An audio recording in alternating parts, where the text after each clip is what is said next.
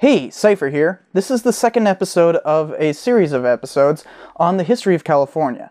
You can click here to start a playlist, which begins with the first one.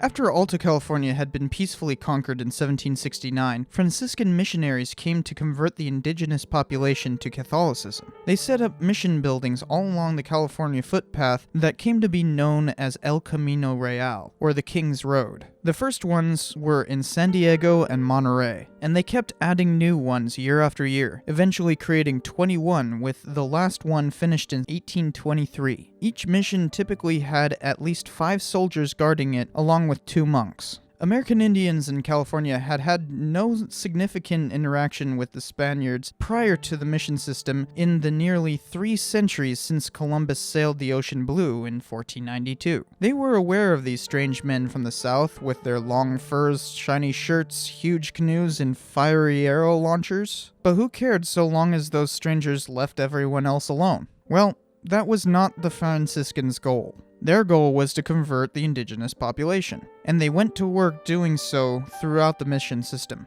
Each mission was a central hub, where Indians would be converted to Christianity and then made to live and work on the mission grounds. Once they converted, they had no choice in staying. Spaniards would hunt down anyone who escaped the missions, much like slave catchers on the other side of the continent. Most missions were slow to take in converts, which they called neophytes. The work that neophytes did was seen by the missionaries as part of their conversion. They created enough food to feed everyone in the mission system through farming, including the soldiers who guarded them. Eventually, the missions began to branch out from just farming, starting with wine in 1779. Then came ranching a decade later, and even orchard keeping in 1804. By 1838, when the mission system was brought to an end, the missions were extremely prosperous. For instance, collectively, all 21 missions had over 150,000 heads of cattle.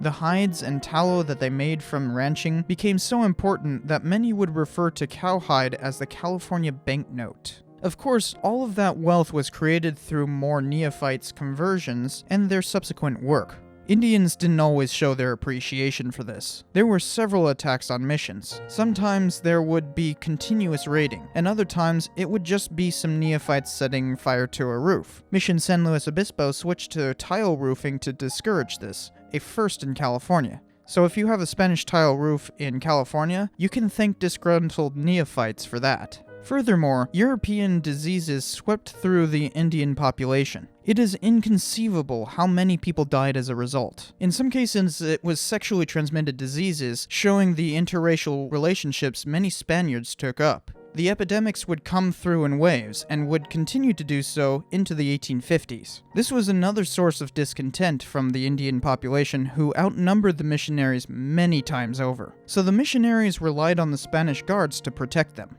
The missions were not uniformly in line with the Spanish goals for the region. The military government set up by the Portola expedition, and more folks traveling to settle around the more prominent ports, didn't get along with the Franciscan missionaries very well. Father Serra walked back to Mexico in his bare feet twice in protest of what the military government wanted to do. One of those times, he was even mugged, but the old man just kept going. Suffice it to say, the Spaniards only grudgingly worked with the missionaries.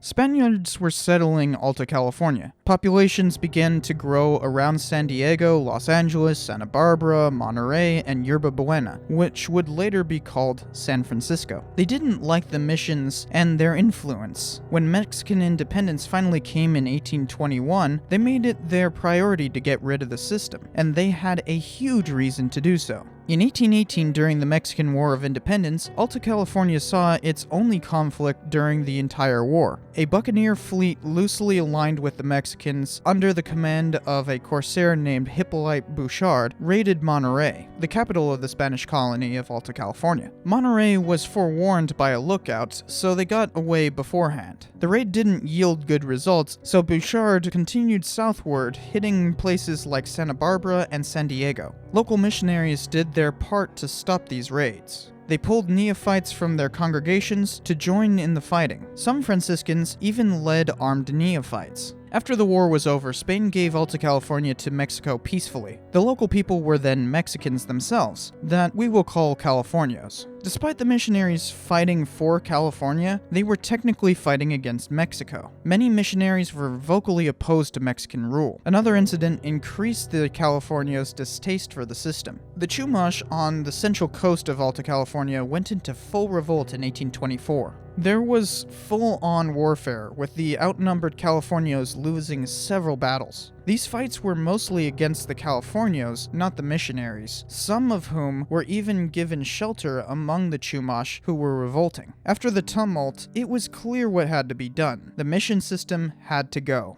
The Mexican government began a process of removing the privileges of the missions called secularization. They granted mission lands to Californios and released the neophytes from bondage. That is not to say the Indians of California were freed. No, instead they were simply expected to work for the Californios, who were granted massive land ownership and profited from the secularization. By 1838, the process was complete. Many of the old missions themselves were privately owned. All of them fell into disrepair. The mission era had come to an end, but it had ushered in the next.